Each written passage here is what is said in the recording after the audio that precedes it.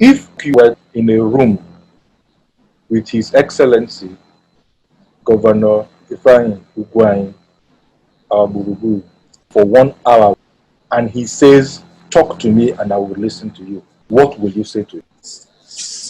That's a very, very fantastic question. Your Excellency,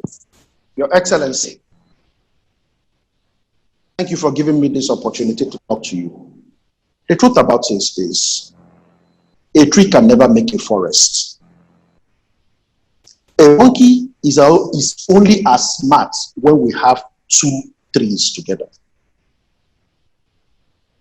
What I want you to do, Your Excellency, is legacies are very important. What do you mean by legacies? Your Excellency, if you leave this room today, and God forbid something happens to you, how many people are going to miss you? That is number one. Number two, Your Excellency, for you to be successful, you need to have people, the right caliber of people. When we say square pegs in square holes, people that are going to not look at your face, but look at your antecedents and look at what you're doing. When you have the right people behind you, telling you the truth. When you look at America, the last president, Obama was not as smart as everybody claimed to be. But you know what happened to him? Obama had very strong team. When you have a team that can tell you the way it is, Your Excellency, you discover that when you do the right thing, people applaud you. When you do the wrong thing, people will also tell you that what you have done is absolutely wrong. People need to be very, very free to talk. When you have a situation where people are very scared of talking to you, that's the problem. You know what they're going to do? They will sing your praise in front of you and go behind you and say something different. Infrastructural development in Enugu State, if you cannot improve it, leave it the way you met it. If you can't improve it, leave it the way you met it.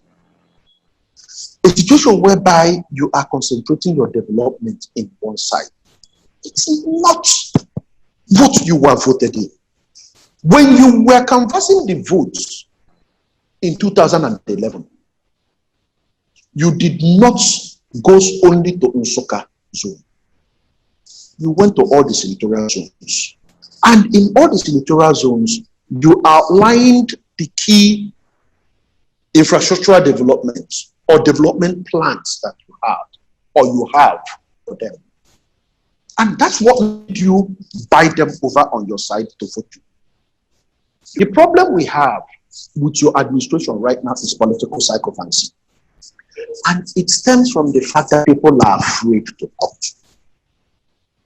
Remove the fear in our people. Let our people be open. Let leadership be seen as leadership. And people need to be seen. People need to know, sir, that you are for the people. You are not for any part of the place, any part of the zone, but you are for all the senatorial zones. And if you do that, I think the political agitation will stop. Nobody is agitating to your face right now. But people are agitating inside them. And let me warn you, sir, this inside agitation is like a volcano. It's bubbling right inside. The earth crust is shaking. When it will erupt, you will not know what befell you. And that is what Enugu is right now. Enugu people are bottling up a lot because you have the machineries, you have the security apparatus in your favor, you have the people, you have the money. So the people will always respect that, because if they don't support you, you're not going to cut the cake to give them. If you stop this system of rush, if I praising you, or if I praise or sing your praises, you'll be able to give me something. What you are doing right now is giving people fish. You are not empowering them. You are not giving them the hook to go fish for themselves.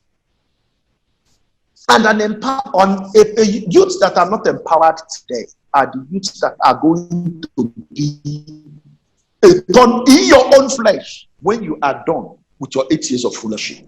So we need to be very clear. We need to be very, very simple about this. You need to get the right people at your side. You need to make sure that you have people that will tell you the truth when you've gone wrong. If you have all these that I've enumerated in front of you, by your side, behind you, I think you make a good leader. So, Your Excellency, we need to go back to the drawing board. Enugu State has to go back to its drawing board. A system whereby you tell the healthcare in Enugu State has to go back to what it used to be. Cottage hospitals have to spring up everywhere in Enugu State right now. Well equipped, well manned, well paid. The remuneration has to be well paid. Secondly, Your Excellency, agriculture. Agriculture has been the bedrock of Enugu State, the former old Anambra State and the present Enugu State. How can we be lacking behind in feeding ourselves, Your Excellency? We shouldn't. We have been blessed with Nume. We have been blessed with Adani. We have been blessed with Iwo. There are so many places. Of local government area here. We've been blessed with arable land, fertile land. Your Excellency, we need to go back to what we used to be before. Nimbe, in your community, in Osuka, is a very, very fertile area. They have vast land. You can actually use agriculture. That's second.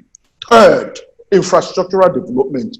Enugu State link roads, rural development roads, whereby the source of all those agricultural produce will have access roads to come to where people can sell it.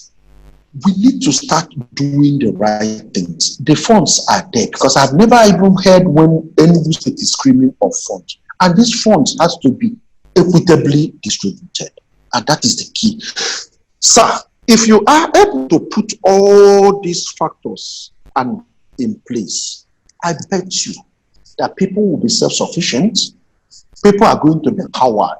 People are going to be genuinely empowered. I almost missed out something. ICT, Your Excellency, information and communication technology. That is where the world is going.